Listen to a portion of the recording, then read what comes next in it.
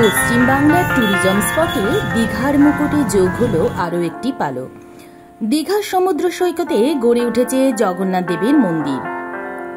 1431 সনের অক্ষয় তৃতীয়ার দিন আমাদের মাননীয় মুখ্যমন্ত্রী শ্রীমতী মমতা বন্দ্যোপাধ্যায়ের হাত ধরে উদ্বোধনের সূচনা হল। আগে বাঙালির ঘোরার ডেস্টিনেশন ছিল দীপুদা, অর্থাৎ দীঘা, পুরী, দার্জিলিং।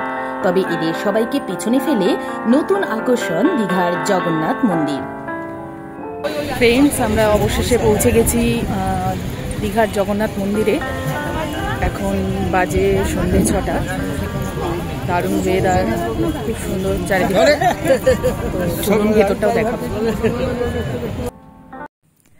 দীঘায় আসছে অথচ মন্দির দর্শন করছে না এমন মানুষ খুঁজে পাওয়া দুষ্কর। চলুন এই ভিডিওর মাধ্যমে ঘুরে দেখাবো এই মন্দির এবং সাথে জানাবো এই মন্দিরের সমস্ত তথ্যের খুঁটিনাটি। কখন মন্দির খোলে, কখন বন্ধ হয়, পুজোর ডালা কোথায় পাবেন, কিভাবে প্রসাদ পাবেন ইত্যাদি।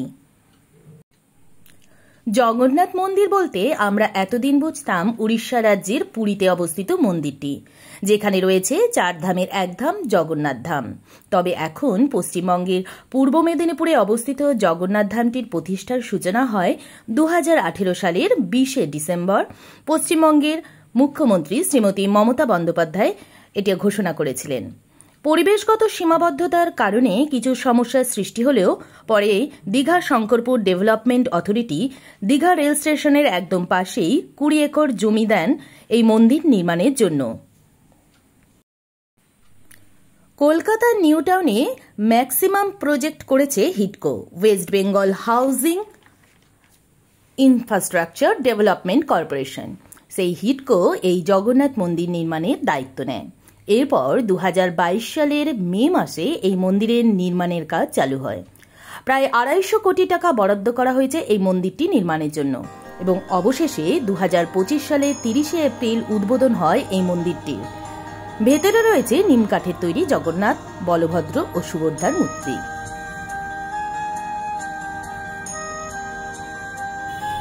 রাজস্থানের বংশী পাহাড়ের বেলে পাথর দিয়ে নির্মিত এই মন্দিরটি দিনের বেলায় সূর্যের আলোয় গোলাপি রং ধারণ করে।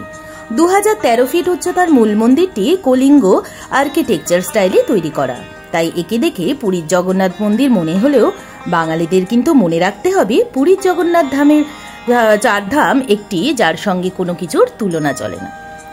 দীঘা মেন রোডের ওপর অবস্থিত মেন গেটটির পাশে জুতো খুলে তারপর মন্দিরে প্রবেশ করতে হয়।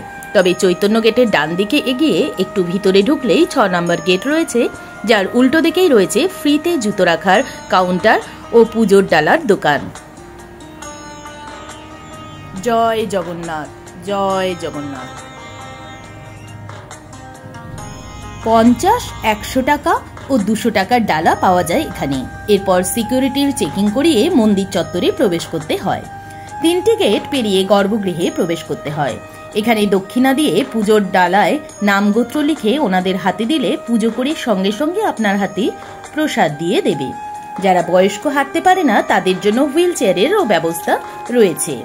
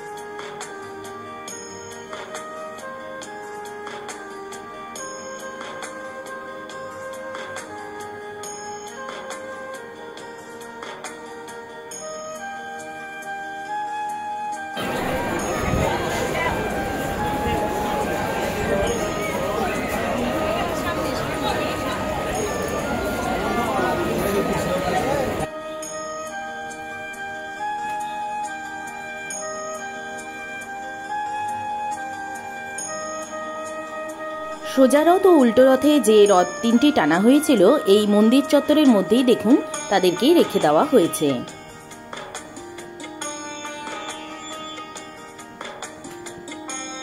জগন্নাথ মন্দিরের অনুকরণে নির্মিত অরুণ স্তম্ভ রয়েছে এখানে, একে সান পিলারও বলা হয়। 6 নম্বর গেটের কাছে গাড়ি পার্কিং এর জায়গা আছে। মন্দির খোলা থাকে সকাল 6টা থেকে দুপুর 1টা পর্যন্ত ও বিকেলে 4টে থেকে রাত 9টা পর্যন্ত। মূল মন্দিরের দুধারে রয়েছে 6টা বাতি স্তম্ভ।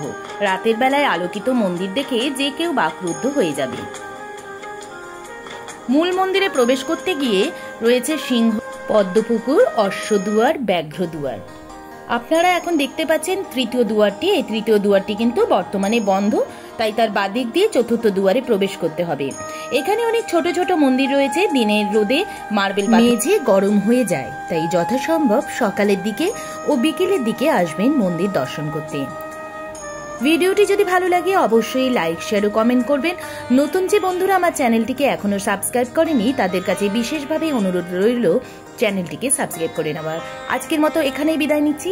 জয় জগন্নাথ। সবাইকে ভালো রেখো প্রভু।